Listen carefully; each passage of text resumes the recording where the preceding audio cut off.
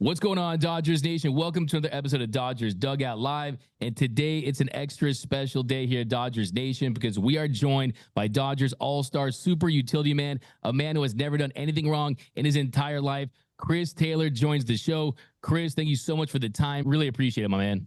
Yeah, thanks for having me on. It's time for Dodger baseball. Strike three. Dodgers have won it all in 2020. Mookie Betts cranks one left field.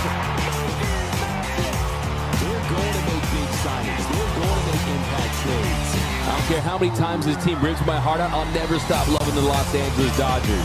Think blue, bleed blue, and I'm out. Now, Chris, first of all, just want to congratulate you on the foundation. You and your wife, Mary Taylor, you're hosting your first annual Polar Plunge, benefiting your CT3 Foundation. It supports pediatric cancer patients.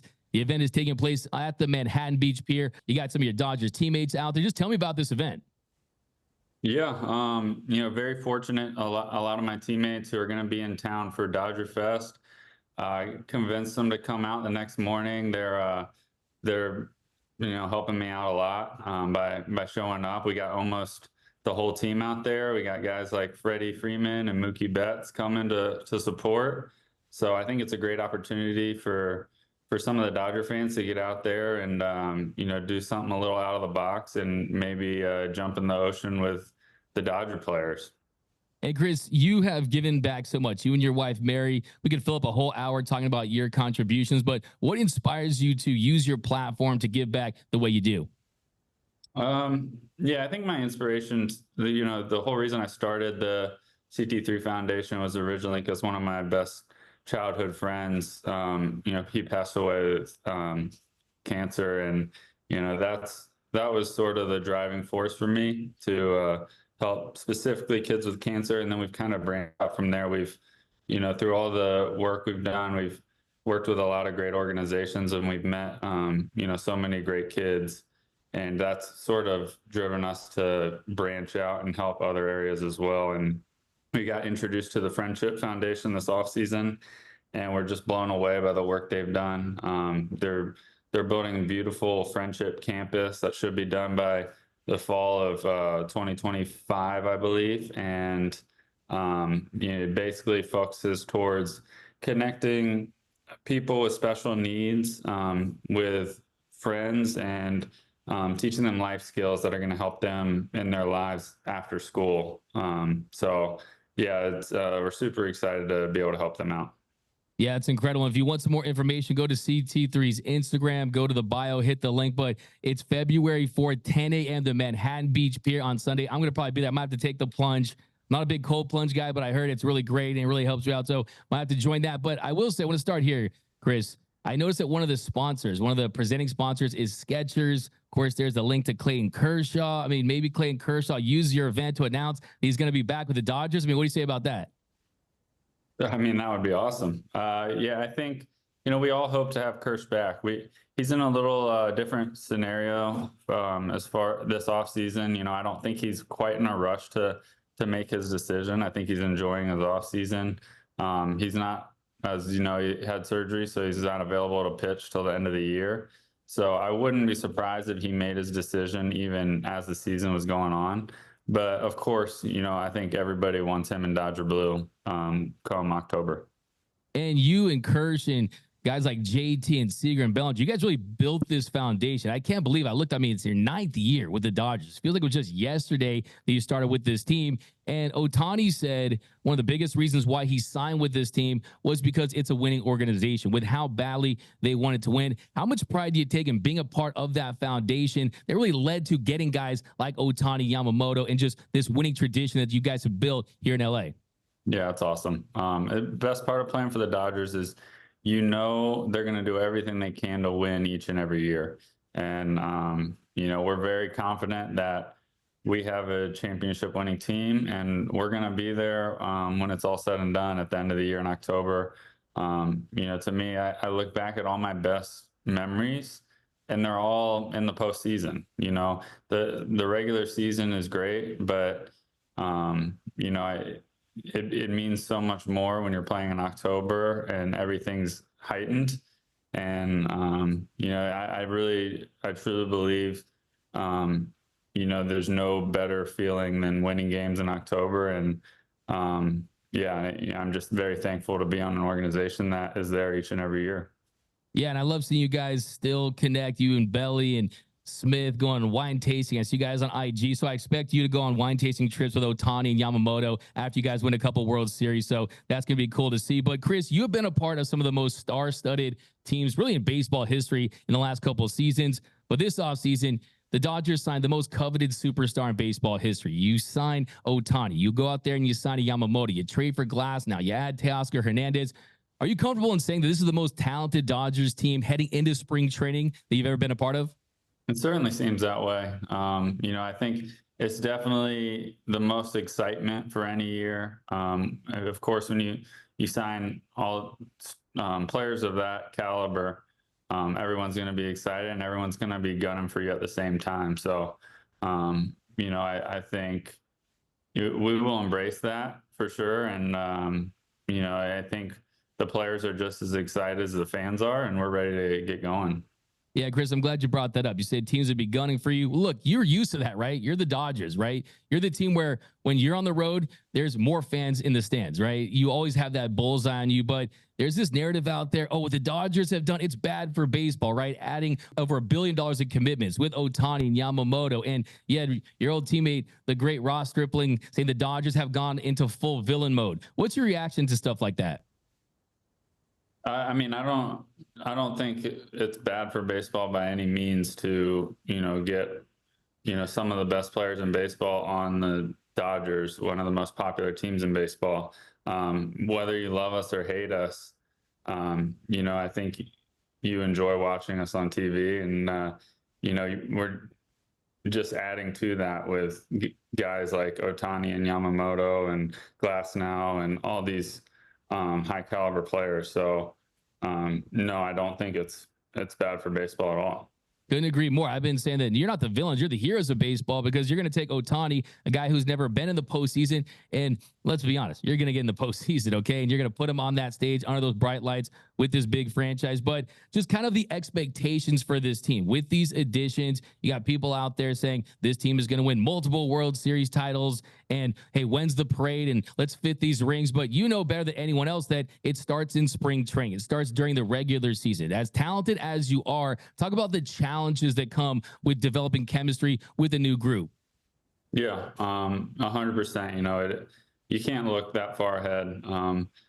Baseball is such a weird sport where, I've said it time and time again, the best team in the regular season most of the time doesn't win the World Series. It's really hard to win a World Series, and a lot has to go right. I truly believe, the team that gets hot at the end of the year typically is there in the World Series. So we understand it's a challenge, and we're not looking ahead by any means. We'll take it day by day, and just like every other year, it starts in spring training, like you said, and we'll be ready to go. And when you look at preparation, your offseason routine, we've seen a lot of videos of Shohei Ohtani at Dodger Stadium putting in work. One, have you interacted with Ohtani yet? And if not, what have you heard about him from your teammates, just kind of the fire he brings in, the work he's putting in this offseason? Yeah, I've seen him. So I've been working out at the stadium off and on, and I see Shohei there quite a bit. His work ethic is second to none. He's super, what's the best way to describe it? He's super meticulous with everything he does. And, I don't think I've seen someone take so long in between each and every rep, because he puts that much focus into it. Whether he's doing dry swings in the cage or sprint work out on the field, he's literally creating a game situation. He'll have 20 dry swings in the cage, and it's going to take him 20 minutes because he's going to take a minute in between every swing to visualize the situation, and he's going to step out, take his breaths. It's pretty special to watch. And I think that's why he's as good as he is. And you guys have had no shortage of teammates that have elite work ethics, from Freddie Freeman and Mookie Betts, JD Martinez, yourself. I mean, list goes on and on. You guys have always put in the work, but to see Shohei Ohtani do it, I'm sure it probably adds to your hype level heading into the season. But also, are you a little upset too? You don't have the most famous dog on the team anymore. It's Charlotte. Charlotte's not the most famous dog, right? You got Decoy, his dog out there. You guys ever talk about your dogs? No, we haven't yet. I think like I said, when he's there, he's focused and he's like all business. So we haven't really got into that stuff yet, but hopefully during the season we'll have a little more time away from baseball, maybe some team dinners, and we can talk about our dogs a little bit. Yeah, it's gonna be a lecture with you guys this year. Now, Chris, as far as you're on this team, last couple of seasons you played mostly in left. 2021, we saw you play mostly in center field. The Dodgers, they go out there, they re-signed Jason Heyward, traded for Manuel Margot. You signed Teoscar Hernandez, Silver Slugger winner. You got James Outman back. Talk a little bit about the outfield picture right now heading into this season and kind of how you see your role. Yeah, we obviously have a lot of guys on all positions. It's really, and this isn't anything new for me. I think it's really hard to predict exactly where I'll be. I think so much of it has to do with who's available, who's playing well. My thing has always been I can kind of play all over. So if somebody goes down with an injury, I'm able to fill in that spot. And then, yeah, just like whatever's best for the team, who's playing well, who's slumping a little bit, I can fill in there. But there's really no predicting. I think this year, when you look at it now, I'm not sure what position I'll be at. And time will tell, I guess. Yeah, and that's why you're such a special, unique player, because you can plug you in pretty much everywhere outside of pitcher and catcher, right? And play along the diamond in the infield and the outfield. But does that kind of excite you heading into this season, knowing that, okay, it's kind of up in the air as far as probably see some more infield time, maybe some time in the outfield, but you're going to get your opportunities? Yeah, that's the advantage of being able to play all over. And I'm thankful that, I was kind of forced to step into that role when I got traded to the Dodgers. I was always very stubborn to be a shortstop and a shortstop only. And, with Corey Seager there, that wasn't really an option. So it kind of forced my hand to learn how to play outfield and play all over the field. And, I think that's been the best thing for my career. And it's really, kept me on the field each and every year. Yeah, and I remember you told me once that to play shortstop, it's tough when you're not playing it every single day. Does it change your preparation level heading into this season with playing infield and outfield this upcoming year? No, I'm doing the same stuff. I'm still taking ground balls when I'm at the field and we can get on the dirt. Once spring training rolls around, I'll shag BP in the outfield, take fly balls live off the bat. So I don't think anything really changes. I've still got to be prepared to play anywhere. Yeah, and then last year heading into spring training, you talked about your mechanics and how they didn't feel right, and you kind of felt better as they went along. Now, is there anything different about your approach in spring training this year as far as getting those mechanics where you want them at the beginning of the season this year? I always tinker with my mechanics a lot. I know that it's very important for me to get that right in order for me to have success. And, I feel really good where I am right now. I've been working hard with our hitting coaches all off season. And, I'm confident going into spring training. It's just like anything else. It's never a finished product. It's constantly changing and adjusting. But right now my swing feels good. Yeah. And as far as the shortstop position, last year you played 31 games at shortstop, parts of 31 games. This year you've got Gavin Lux returning after missing the entire 2023 season. Now, Lux is someone the organization fully believes in, but I want to hear from you just kind of what did you see from Gavin Lux during his rehab process last year, and how confident are you in him that he can take over that position long term? I didn't see a whole lot of him during his rehab. He wasn't at the stadium too much, but I've seen him this offseason at Dodger Stadium. I know he's working hard. He's out there taking ground balls with us and hitting on the field, and he looks good. I'm fully confident he'll be ready to go come opening day, and probably even before that in spring training. I think he'll be good to go. And when it comes to adjusting to playing short now in this new era, I want to get your opinion on this one. How did the restriction of the shift kind of impact playing that position last season? I think the shift, I think the shift kind of took away the need to read balls off the bat and, try to get that extra step, that extra jump to improve your range. I think now that we've gone back to no shift, it's a little more important to, be locked in and, you need to have that extra step or two, be a little quicker. And you got to think a little bit more, which I like. I think it's a little bit more instinctual as opposed to before, you had guys kind of overlapping. When everybody's on the left side, you don't really need to cover quite as much ground. So I kind of like it the way it is. I think it goes back to the way we grew up playing, and I think it's more fun that way. Yeah, it makes guys like you that are already extremely valuable that much more valuable. That can get it done at that position. Yeah, Miguel Rojas playing at that position at a top 5 level defensively. So, yeah, I just want to hear about that because people are complaining about their shortstops with the restriction shift, but the Dodgers, they had a good last season. Now, as far as the postseason goes, Chris, of course, you guys were dominant offensively in the regular season. First LA Dodger team to score more than 900 runs. Wasn't the case in the postseason, of course. You guys fell short of your ultimate goal. But one thing I always want to ask you, Chris, is when the postseason rolls around, you just take your game to a whole nother level, right? I mean, the Ock Taylor, the wild card walk-off in 2021, the 3 home run game. Do you buy into the idea that it takes a certain player to get it done in the postseason as far as just overall mindset? That's a really hard question. I think a little bit, I think so much of it is who's hot at the right time, how you're feeling. And I've had postseasons where I was really good, and I've had postseasons where I've not been so good. And it just, you constantly go through peaks and valleys throughout the course of the season. And I think the most important thing is you find that peak at the end of the year, and you can't plan on that. It just kind of happens. But I do think there is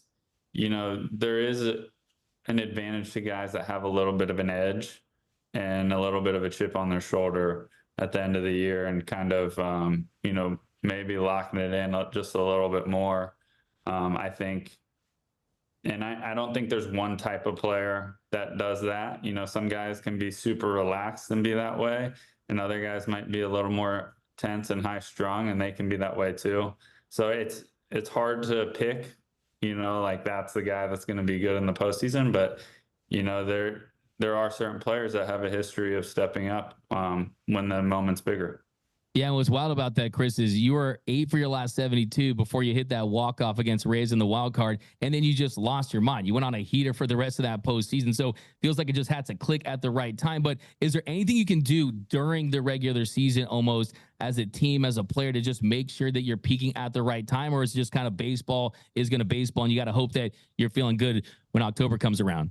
Yeah, well, I wish we had that answer. It's hard. It's you try to play the regular season like a playoff game as much as you can, and it's easier said than done. Of course, the game in September, a meaningless game in September, it's not going to be quite the same energy level. But we've always just tried to keep that intensity throughout the year. And I don't know, the last 2 years, we did have that layoff. And, we didn't have good rounds right after that. And I don't know what the answer is. I don't know if that's why, or, sometimes you just run into a hot team. But yeah, that's something we're going to have to figure out. Yeah, 100%. Look, like you said earlier, I mean, baseball is the toughest sport to predict, right? It's like the NCAA tournament when your Virginia Cavaliers won the NCAA tournament in 2019. You just got to hope you're hot at the right time. Now, as far as the attention that this team is going to get, you guys are already a big team, a marquee team, but you're going to be rock stars, right? I mean, with Ohtani, Yamamoto, all the star power. Now, I want to ask you about your manager, Dave Roberts, because he's been your skipper through this entire journey. Why do you think he's the perfect manager to manage this group of guys? Yeah, I mean, he's he's been doing it for a long time. He knows how to deal with teams that have more than 9 everyday players. He knows how to manage that and, keep guys happy, and, guys that are used to playing every single day that come to us, and that's not always the case. It can be a tricky situation to deal with that, because everybody wants to be out there every day. And, so it's not an easy job he has. And I think he does a pretty good job of that. Yeah, and for people that don't know, if you could just kind of take us inside that clubhouse a little bit and describe Doc's style and just kind of what makes him a great manager. Yeah, I mean, he's pretty laid back, and he's